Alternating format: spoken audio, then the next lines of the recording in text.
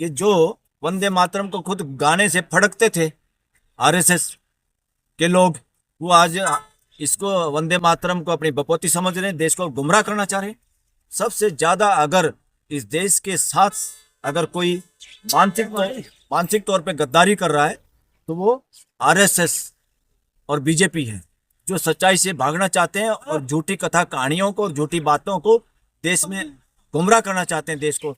उनकी हिम्मत नहीं प्रश्नों का उत्तर देने के लिए, आमना सामना करने के लिए, फ्री एंड फेयर डिबेट करने की उनकी हिम्मत नहीं है, क्योंकि झूठ पे आधारित कथा कहानियां या बातें या इतिहास को गुमराह करने वाला या जानबूझ के झूठे नैरेटिव चलाना। अब देखिए, विवेकानंद फाउंडेशन बनाया आरएसएस ने। कनॉट प्लेस में आप देखेंगे, लुटियन जोन में, इधर चाणक्यपुरी में कितनी जबरदस्त बिल्डिंग है। वो पैसा कहाँ से आया? विवेकानंद तो ढोंग का विरोधी था और इस मानसिकता का विरोधी था जो आरएसएस जिस पे चल रही है, हिंदू राष्ट्र की बात करें। विवेकानंद तो उसका घोर विरोधी था, दुश्मन था एक तरह से, मैं कहूँ। उसको प्रचार किया उसने तो पूरे विश्व में भाईचारे के लिए। उस विवेकानंद को भी लांडा और बौना कर दिया इन लोगों ने विवेकानंद फाउंडेशन बना के। जिस आदमी को ये छोटा नहीं कर सकते उसको अपने अंदर शामिल करके और उसको अपने तरीके से उसका चरित्र व्यक्तित्व की व्याख्या करना शुरू कर देते हैं। इन्होंने बहुत सारे महापुरुषों को छोटा बोना कर दिया है, सिर्फ अपने को ऊंचा दिखाने के लिए। जिसको ये बोना नहीं कर सकते उसको अपना बना लेते हैं, अपना। और अपना बना के लोगों को लगता है ये तो अपना बना रहे हैं, तो अपने के बारे में जो मर्जी झूठी कहानियां गढ़ो। विवेकानंद का आरएसएस का कोई मेल नहीं है। बहुत सारे ऐसे महापुरुषों का, डॉक्टर अम्बेडकर का आरएसएस से कोई मेल नहीं है। डॉक्टर अम्बेडकर को भी कुछ लोगों ने पता नहीं किसका अवतार बताना शुरू कर दिया।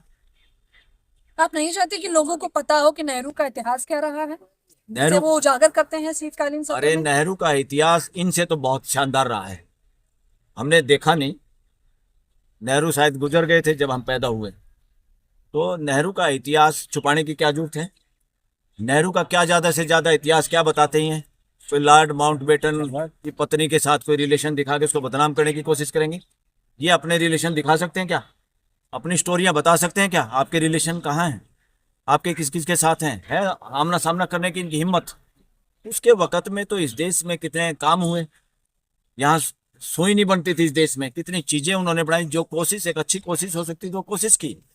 नेहरू ने तो लाख अच्छी कोशिश की इस देश में। कह रहे राजनीतिक रोटियां सेकी उन्होंने। पीएम मोदी ने खुद इस बात को सत्र में कहा कि मुसलमानों को नाराज नहीं करना चाहते थे। ना मुसलमानों को नाराज करना, ना हिंदू को। इस देश के 145 करोड़ का जो परिवार है, किसी को नाराज नहीं करना। ये किसी ने कह दिया नाराज करना है? जो नाराज करके इलेक्शन जीतना चाहते हैं वो तो बदमाश है, देश के दुश्मन है। कोई भी, चाहे कोई कांग्रेस हो, बीजेपी हो, बीएसपी हो, एसपी हो, जो देश को बांट के जातियों में, रिलीजन में, भाषा में जो बांट के इलेक्शन जीतना चाहते हो तो गद्दार हैं सारे के सारे, ए टू जेड। ये गद्दार की श्रेणी में आते हैं। और जो देश को बांटने की बात करता, आज देश का बोलने का राइट टू एक्सप्रेशन, निर्भीकता से बोलने का इंडेक्स कितना है? 180 देश हैं। देशों का जब सर्वे हुआ तो हमारे देश का नंबर है 161वां नंबर, यानी बोलने की आजादी में हम 161वें नंबर पे हैं। तो क्यों नहीं बोल रहा देश? किससे डरता है देश? किसने डराया देश? किसका आतंक है देश के अंदर? इसलिए जिनके आतंक से देश बोलने से डरता है वो आतंकवादी की श्रेणी में आते हैं। समझो, इस पे ध्यान देना चाहिए, इस पे बोलना चाहिए। नरेंद्र मोदी को पार्लियामेंट के अंदर देश गूंगा क्यों हो गया, इस पे बोलना चाहिए। जजों को भी कि देश का इंडेक्स, ट्रस्ट, जुडिशरी पे ट्रस्ट, ट्रांसपेरेंसी और जल्दी डिस्पोजल, न्याय देना लोगों में, इसमें हमारे देश का 65 नंबर है देश का।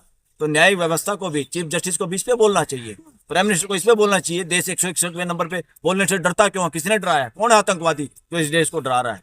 डरा रहे हैं। बोलेगा कैसे? देखिए, सुप्रीम कोर्ट में इस वक्त मेरी मौजूदगी और इसी सुप्रीम कोर्ट में सीजीआई बीआर गवई पर जूता फेंका गया था। भाई जूता तो एक स्टेटमेंट उन पर जूता फेंकवा देती है। इसलिए एक स्टेटमेंट उन पे जूता फेंकवा देती है, तो ये तो चीफ जस्टिस को भी ओपनली बोलना चाहिए था। अपनी स्टेटमेंट अगर उन्होंने समझदारी से दी है तो उसको डिफेंड करके खुल के बोलना चाहिए था। हाँ, मैंने कहा है कि अगर देवी देवताओं की गर्दन टूट गई तो उन्हीं को बताओ, उन्हीं से वो करो। जो देवी देवता आदमियों का, इंसानों की भविष्य बदल सकते हैं, वो अपनी टूटी हुई मूर्ति का सिर नहीं लगा सकते क्या? मैं कह रहा हूँ इस बात को।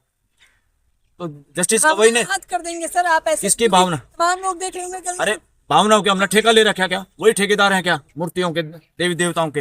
हमारा कुछ नहीं है क्या सिस्टम? कौन है ठेकेदार इस तरह की बातों का? ये गुलाम मानसिकता, बीमार मानसिकता के लोग हैं जो इस तरह की बात करते हैं। हाँ, मैं कहता हूँ जो देवी देवता हमारा भाग्य बदल सकते हैं, वो अपनी मूर्ति को, खुद के अपने टूटे हुए हाथ को ठीक नहीं कर सकते। तो इसका मतलब इन कौशलों से दूर रहो। साइंटिफिक टेम्पर, हमारा मौलिक अधिकार है। संविधान कहता है देश के लोगों को प्रश्न पूछने का अधिकार है। इसलिए सारी कथा कहानी, झूठे ग्रंथ कहानी मैं इसमें सब मैं लेता हूँ। ये खाली हिंदुओं तक नहीं है, हिंदू मुसलमान सिख ईसाई कोई भी हो, जिसके ग्रंथ कथा कहानी लोगों का जवाब नहीं देते, जिनके ठेकेदार लोगों का जवाब नहीं देते, मुकदमे चले तो उन पे चलने चाहिए, प्रश्न पूछने वालों को नहीं। इस देश के 145 करोड़ लोगों को हर ढकोसलेबाज, हर तथाकथित संत महात्मा, मौलवी, फादर, कोई भी ग्रंथी, सबसे प्रश्न पूछने का अधिकार है। देश के अंदर धर्म के आधार पे ये देश नहीं चलेगा, रिलीजन के आधार पे। धर्म है तो मानवता है। मानवता के लिए कितना ये काम कर रहे हैं, इनको हिसाब किताब मांगो इनसे, सारे ठेकेदारों से, सारे रिलीजन के जगह थे, मंदिर मस्जिद गुरुद्वारों से और गिरजाघरों से ये मांगो हिसाब, और उनके चलाने वालों से हिसाब मांगो कि पूरे देश को और दुनिया को जोड़ने के लिए आप क्या काम कर रहे हैं। अगर देश को जोड़ने का काम नहीं करे तो आप देश के दुश्मन हैं। देश को अगर आप जोड़ने का काम नहीं कर सकते तो आप धार्मिक नहीं है। धार्मिक वही है जो पूरी मानव जाति को जोड़ने की बात करता है। 145 करोड़ की बात नहीं है, पूरे 800 करोड़ की। और रशिया के राष्ट्रपति को क्यों बुलाया यहाँ पर? क्यों? क्योंकि पता है ना, जब पाकिस्तान ने जहाज गिरा दिए, बेइज्जती हो गई, अरे इधर से उधर से हथियार खरीदने हैं रशिया से, तो इसका मतलब 145 करोड़ में काम नहीं चलेगा, तो 800 करोड़ का काम चलेगा। 800 करोड़ लोग शांति से कैसे जी पाए? कोई देश के प्रधानमंत्री या सरकार ठेकेदारी नहीं ले सकती देश के लोगों को मरवाने का। देश के लोगों की सुरक्षा हर हिसाब से होनी चाहिए, चाहे मैत्री करके हो। युद्ध से लोगों की सुरक्षा नहीं हो सकती, मैत्री से ही सुरक्षा हो सकती है। लगातार युद्ध करने से कोई प्रधानमंत्री, कोई सरकार महान नहीं हो सकती। सरकार और नेता वही महान है जो पूरी मानव जाति को जोड़ने की ताकत रखते हैं। वो दिमाग में उनके वो ताकत है, वो उस तरह की राजनीति करते हैं। अब राजनीति, सत्ता में बने रहने के लिए, इलेक्शन जीतने के लिए जो राजनीति हो रही है, वो राजनीति नहीं, वो षड्यंत्र है। चाहे कोई भी पॉलिटिकल पार्टी करे, पॉलिटिकल पार्टी का मकसद है, ड्यूटी है, बिना अपराधी किस्म के लोगों को इलेक्शन में खड़ा करे, जनता के सामने प्रस्तुत करे, अच्छे कैंडिडेट पार्लियामेंट में जाएं, और पार्लियामेंटेरियन जो दबे हुए हैं, जो बोल नहीं सकते, आज ऐसा गंदा कानून है कि हर आदमी, कोई प्राइम मिनिस्टर बोलेगा, चाहे वो कोई नॉनसेंस बात भी करे, तब भी उसकी पार्टी के लोग तालियां पीटेंगे। इसी तरह पोजीशन का लीडर भी बिना मतलब की बातों को जानबूझ के तवज्जो देके, क्योंकि पार्लियामेंट का यूज भी आज सरेआम इस तरह से हो रहा है जैसे इलेक्शनों को जीतने के लिए पार्लियामेंट का दुरुपयोग हो रहा है। पार्लियामेंट देश के पार्लियामेंट है, सरकार की जवाबदेही के लिए पार्लियामेंट है, देश के मुद्दों को उठाने के लिए पार्लियामेंट है। किसी को इलेक्शन जीतने हारने का बैटलफील्ड पार्लियामेंट को नहीं बना सकते। ये दुरुपयोग है, संवैधानिक संस्था का दुरुपयोग है।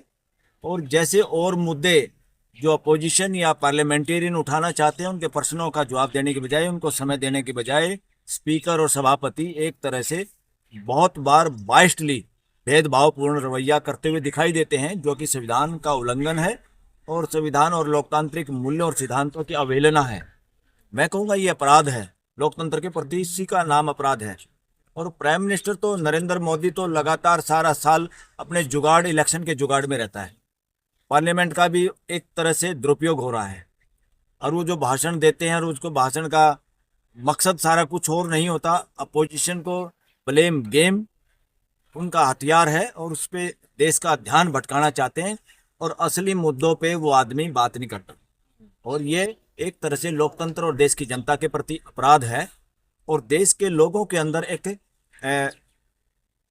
शिक्षा के जरिए, आस्थाओं के जरिए, कथा कहानियों के जरिए, या आरएसएस के जरिए, या बीजेपी के नैरेटिव के जरिए देश के अंदर एक चीज ऐसी डालने की कोशिश होती है जैसे बीजेपी, आरएसएस या नरेंद्र मोदी ही देश को बचाएगा, बाकी इस देश को खा जाएंगे।